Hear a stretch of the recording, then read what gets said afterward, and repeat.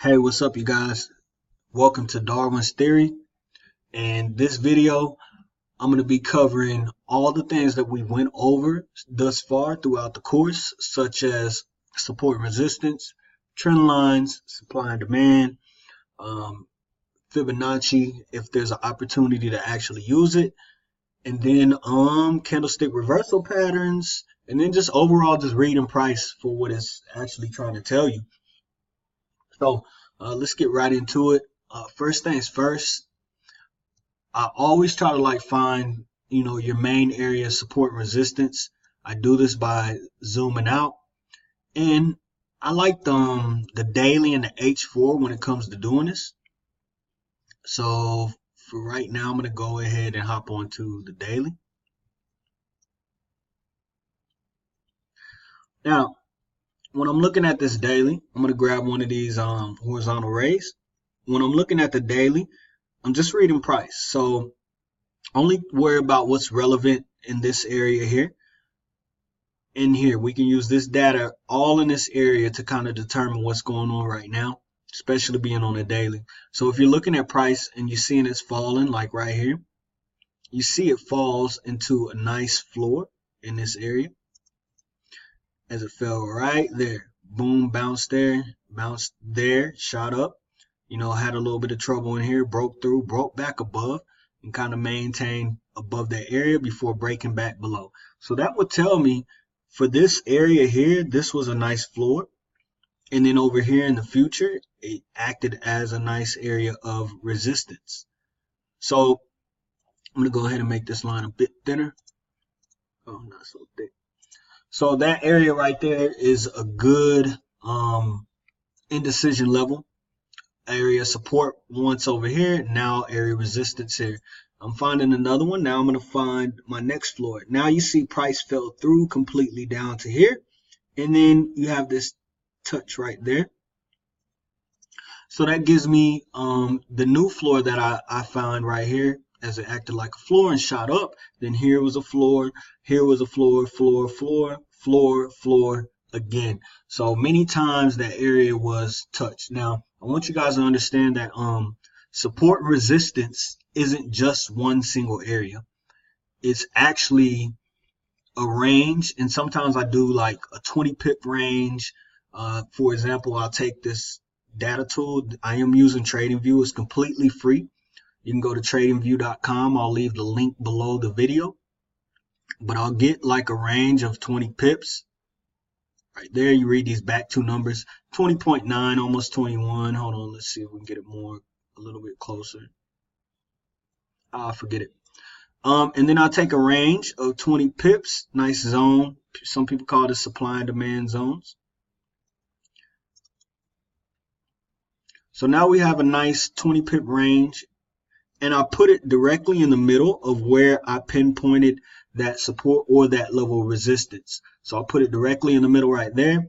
And let me go ahead and clone this. And I'll do the same thing down here. So now we have a nice area or a nice range to trade back and forth between. As you guys see, right now it's been in this area since October the 16th. And it's pretty much just ranging back and forth between these areas, giving us selling opportunities up here in this supply zone, also resistance, and also buying opportunities down here in this demand zone, also known also as your support, used as your support. So breaking it down into the H4, you start to get more detail. Remember, when you're dropping into time frames, you're pretty much zooming into that candle and you're getting more and more detail. I do like the daily and the H4 more because you're able to hold trades a bit longer versus the hourly. It could freak you out. Things could be too quick. And I still do trade on there as far as entries and stuff, but this gives me an opportunity to hold a trade a bit longer. So as you guys see, along this area of support, we'll be looking for buy opportunities. So anything that gives us a buy signal, we could take advantage of.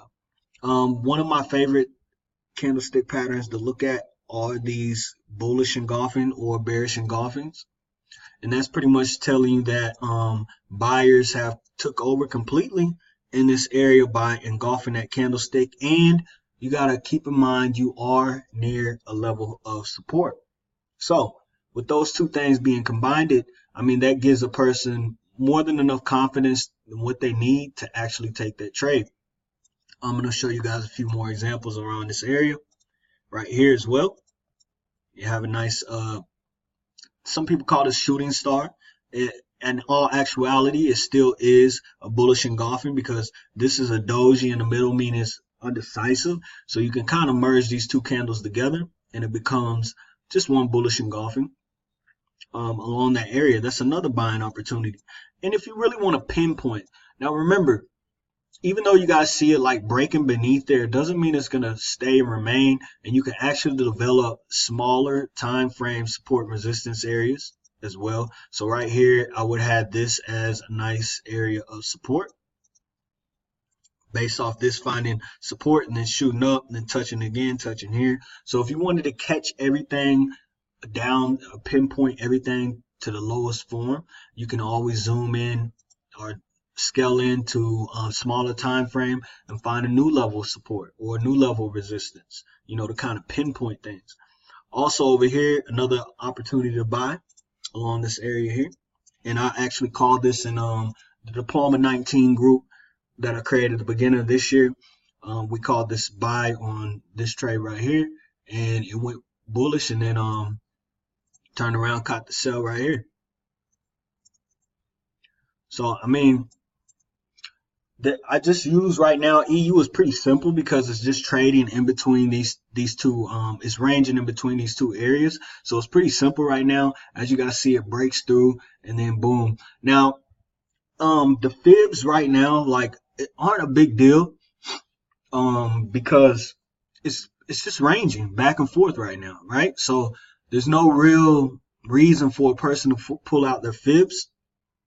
And to be technical, if you were to pull out your fibs in this area, you would have to just start over here, like reading price like a book. As you see, you have a lower high here, you have a lower low here, lower high, and then pushes into a lower low. This is the last lower high area, and everything is pretty much respecting that area, which is why you keep seeing these massive pushes down.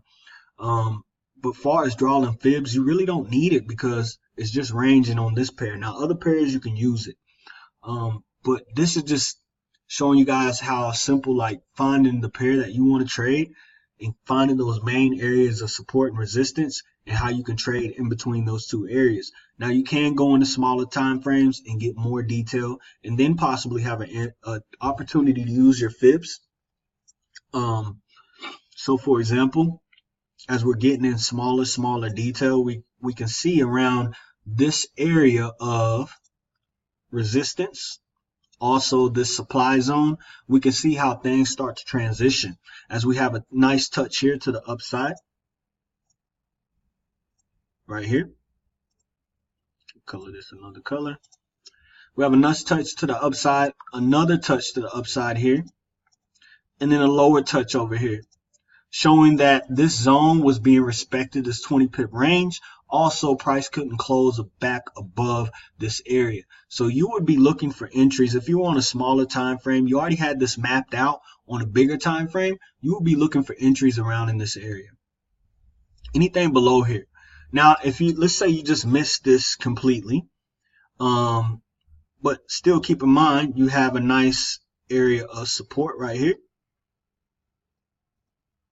Right here where price was shooting up, it found the floor, shot up again, found the floor, then finally broke through. Now let's break this down into a smaller one, like 30 minute. Let's see what we can come up with. All right, so you have this nice floor on this 30 minute. You missed this trade up here, had this nice floor right here.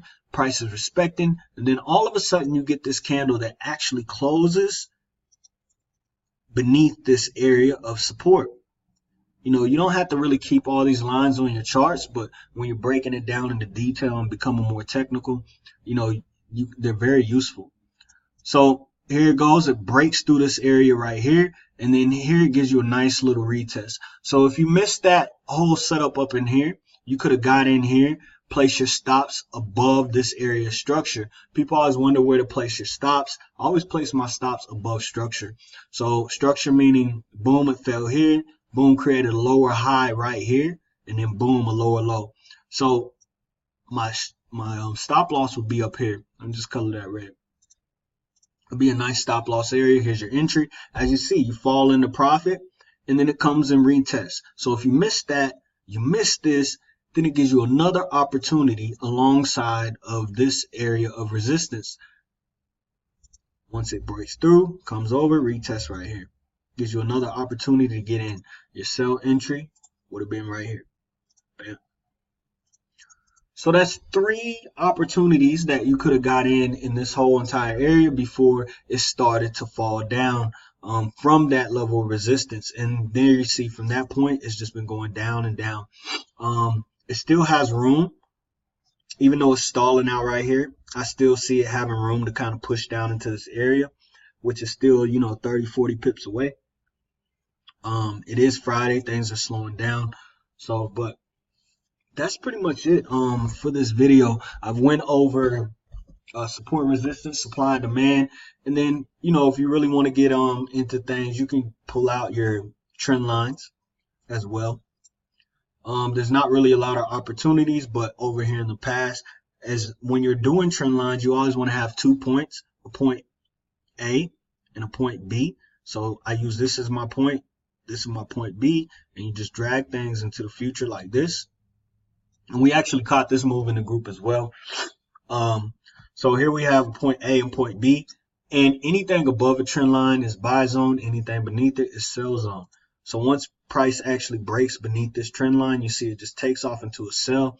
I do love trading based off patterns, market patterns, major market patterns, candlestick patterns, any kind of pattern I love trading off of.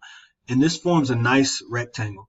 Now, a rectangle discovered in a downtrend results in a downward push. There's rules to that as well. It doesn't happen like that 100% of the time, but 75, 80% of the time it's going to happen that way.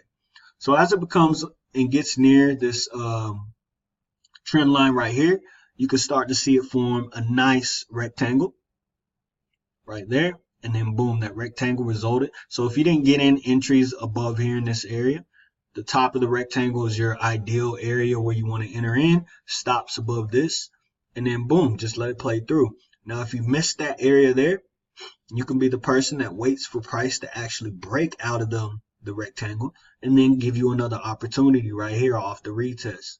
So you could have got in there as well. Same rectangle forms right here, same thing. If you missed the entries above the top of the rectangle, you could have waited for price to break out right there for your entry. Stops above here, and you catch you a few pips. It plays around for a little bit, but eventually shoots down. So in this video, we've pretty much covered supply and demand, resistance, support, resistance. That it's not just one single price point. It's actually a range, which you guys see I do about 20 pip range. And then I think that's it, trend lines, and then a few patterns.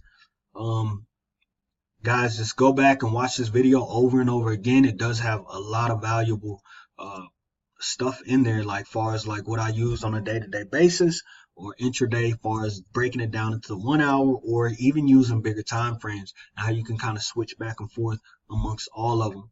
But that's it for this video. This was Darwin's theory. Guys, study, get into it, and see you guys on the other side. Peace.